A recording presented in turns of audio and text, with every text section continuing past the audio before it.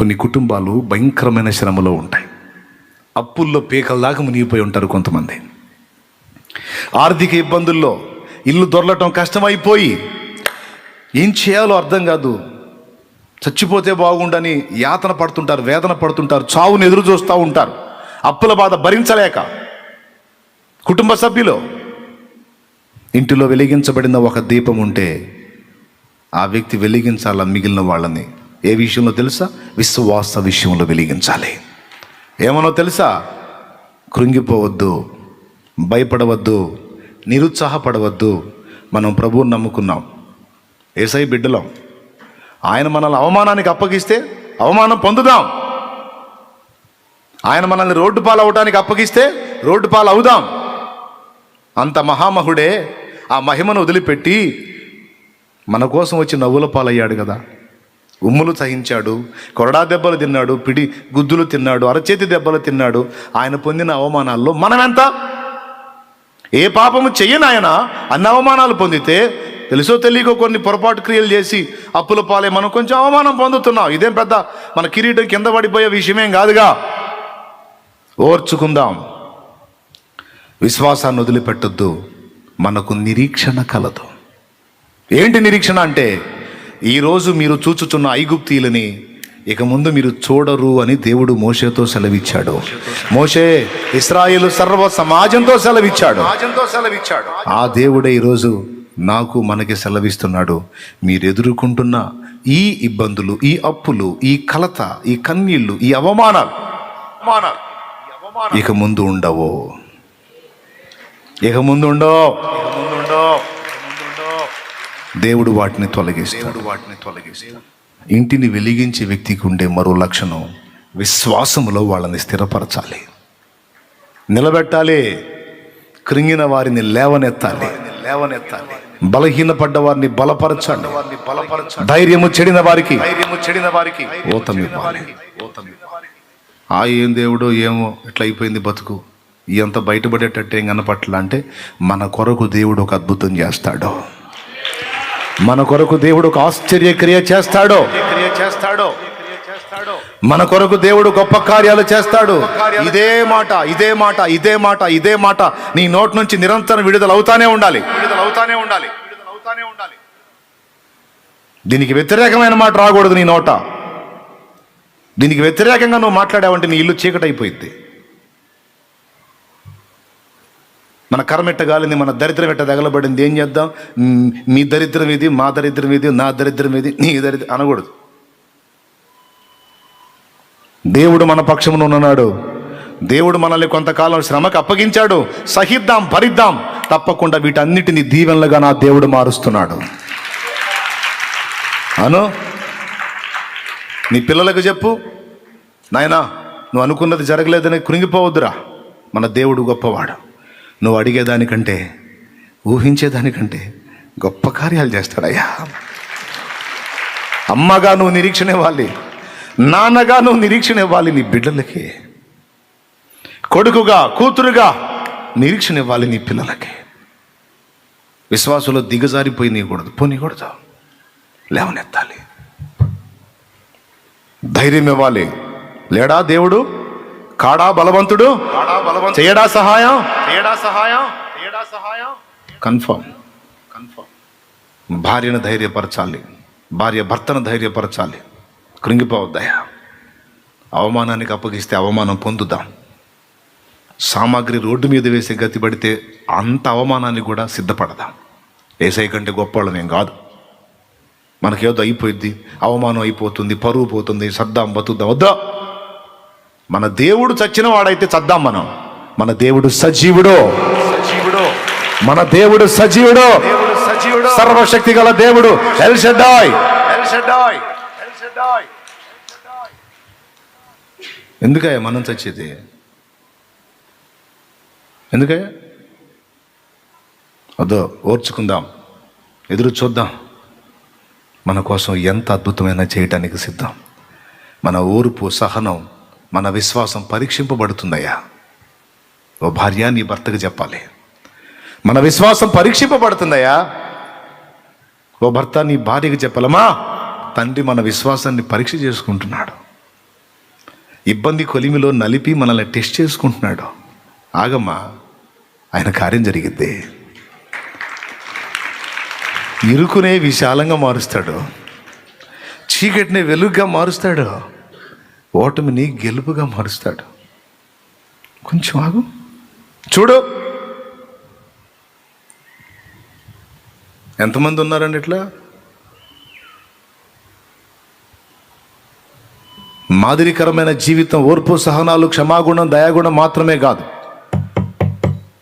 బలహీనపడి కృంగిపోయి భయపడుతున్న కుటుంబానికి బాసట, ధైర్యం. ఏం భయపడద్దు, యేసయ్య ఉన్నాడు, ప్రార్థన చేద్దాం, అంత కాకపోతే ఉపవాసం ఉందాం, మొర్ర పెడదాం, దేవుడు కదులుతాడు. దేవుడు నమ్మకం లేదా? ఎంతమంది జీవితంలో కార్యం చేయాలా? భక్తులను వదిలిపెట్టాడా? అన్యాయస్తుడా? అబద్ధీకుడా? వాగ్దానం ఇచ్చి తప్పుతాడా? నో నో, ఖచ్చితంగా సహాయం చేస్తాడు.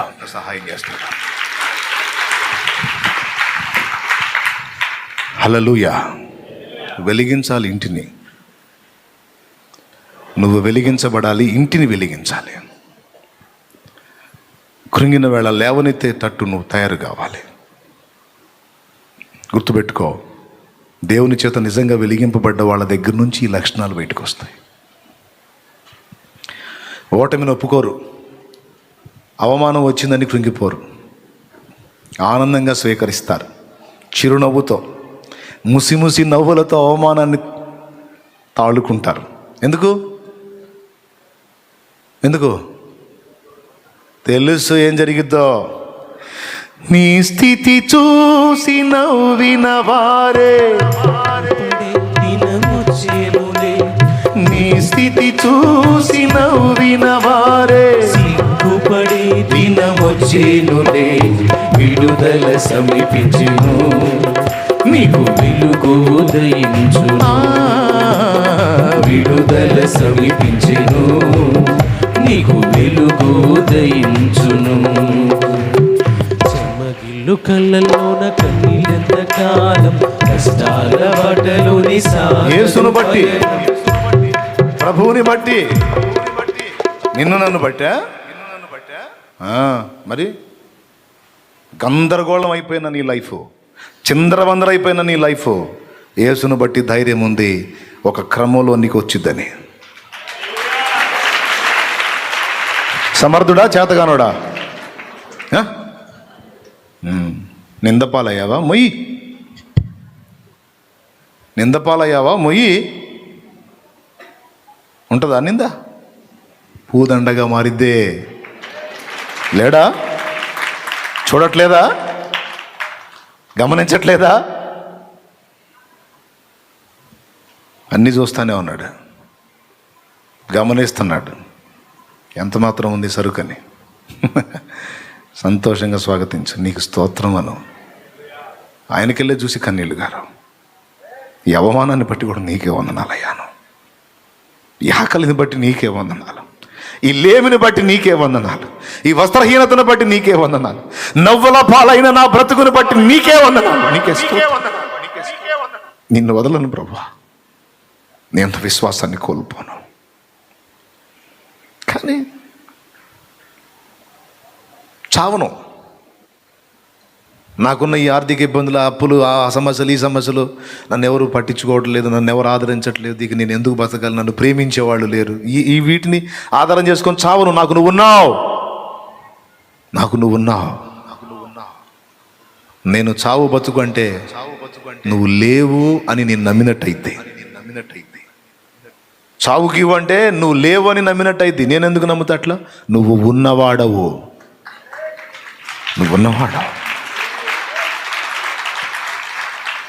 చూస్తానే అవమానానికి అప్పగించావు, పర్వాలేదు. మరి నేను క్షమించే మెట్టు ఎక్కాలంటే నన్ను అవమానపరిచేవాళ్ళు కావాలిగా, ఓర్పు అనే మెట్టు ఎక్కాలంటే నన్ను ఏడ్పించేవాళ్ళు కావాలిగా. లోకమంతా చూసి నన్ను ఏడిపించిన, జాలితో నన్ను చేరదీసిన, లోకమంతా చూసి నన్ను ఏడిపించిన, జాలితో నన్ను చేరదీసిన ఒంటరినయ్యా నా తోడు నిలువవా, ఒంటరినయ్యా నా తోడు నిలువవా. దావీదు కుమారుడా నన్ను దాటిపోకయ్యా, నజరేతువాడ నన్ను విడిచిపోకయ్యా. దావీదు కుమారుడా నన్ను దాటిపోకయ్యా, నజరేతువాడ నన్ను విడిచిపోకయ్యా. నీవు తప్ప నాకు ఈ లోకంలో ఎవరున్నారయ్యా, నీకు తప్ప నాలో ఎవరికి చోటే లేదయ్యా. నీవు తప్ప నాకు ఈ లోకంలో ఎవరున్నారయ్యా, నీకు తప్ప నాలో ఎవరికి చోటే లేదయ్యా. దావీదు కుమారుడా నన్ను దాటిపోకయ్యా, నజరేతువాడ నన్ను విడిచిపోకయ్యా. దావీదు కుమారుడా నన్ను దాటిపోకయ్యా, నజరేతువాడ నన్ను విడిచిపోకయ్యా. దేవునికి మహిమ, దేవునికి మహిమ. కలతలు ఎక్కువగా కానీ, ఇబ్బందులు ఎక్కువగా కానీ, కాస్త సెగదగలగానే యేసుప్రభు నమ్ముకుంటే నాకేం లేదు, ఆయన వదిలిపెట్టి మళ్ళీ వేరే దానికి వెళ్ళిపోతా, దానికి వెళ్ళిపోతా, దీనికి వెళ్ళిపోతా అని సర్దుకుంటావా? లేకపోతే ఎన్నైనా పర్వాలేదు, నిన్ను వదిలే ప్రసక్తి లేదని మొండిగా కూర్చుంటావా? సైలెంట్గా అబ్జర్వ్ చేస్తాడు. నీ హృదయంలో తొణుకుతున్న తలంపుల్ని కూడా గమనిస్తుంటాడు.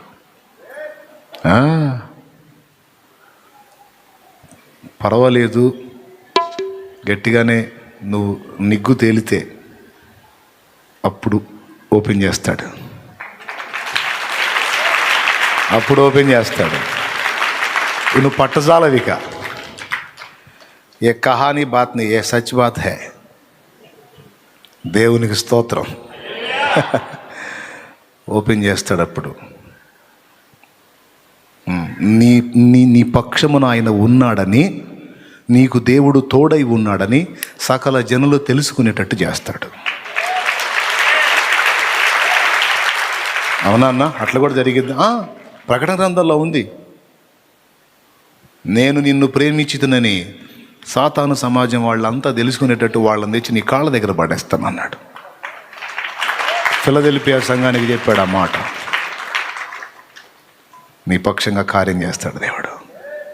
అయితే ముందే చెప్తున్నా, ఒకవేళ అవమానాల్లో నువ్వు ఉంటే సహించు, విశ్వాసాన్ని వదలొద్దు, ఇంటి వాళ్ళని వెలిగించో, బలపరచో, శ్రమ ఎక్కువయ్యే కొద్దీ ప్రార్థనకు పురికొల్పో, దేవునికి దగ్గర చేయి. అసలు ఇక చూసుకో, సగ ఎక్కువయ్యే కొద్దీ దగ్గర అవుతుండాలి దేవునికి. వాడు మాత్రం ఎంతసేపు శోధిస్తాడు? సోదేశు వెళ్తాడు, వాడే శోధించి శోధించి ఇసుగుపుట్టి ఆటేకాలో శోధింప బాడాని ఇయ్యడు. ఇక చాలే పోరా అంటాడు. నువ్వు ఎన్ని ట్రిక్కులు చేసావో అన్ని ట్రిక్కులు నా బిడ్డ సహించదుగో, నాకెళ్ళే చూస్తున్నాడు. నాకెళ్ళే చూస్తున్నాడు. నువ్వు అదిగో నా కుమార్తె, నా కూతురు నాకెళ్ళే చూస్తుందిరా, ఇంకెక్కువైందిరా, అదిగో నా బిడ్డ కన్నీళ్ళు, నా బుడ్డిలో దాచాను నా బిడ్డ కన్నీళ్ళు, అక్కడి నుంచి అని గద్దించి నిన్ను గూర్చాను తన దూతలకు ఆజ్ఞాపిస్తాడు, చేతులెత్తి దీవిస్తాడు. నీవు దీవించబడిన దానవు, దీవించబడినవాడు. అప్పుడు నేను చెప్పిన ఈ వాగ్దానాలు నెరవేరుతాయి. ఇక్కడ ఉంది, ఆడ కూడా ఉంది. అందుకే చెప్తున్నా, విశ్వాసాన్ని వదలకూడదు. ఇంటిని కూడా విశ్వాస విషయంలో బలహీనపడనీయకూడదు. ఏం చేశాడు మనకు దేవుడు అననీయకూడదు. చేస్తాడాగు, ఎప్పుడు చేస్తాడాగు.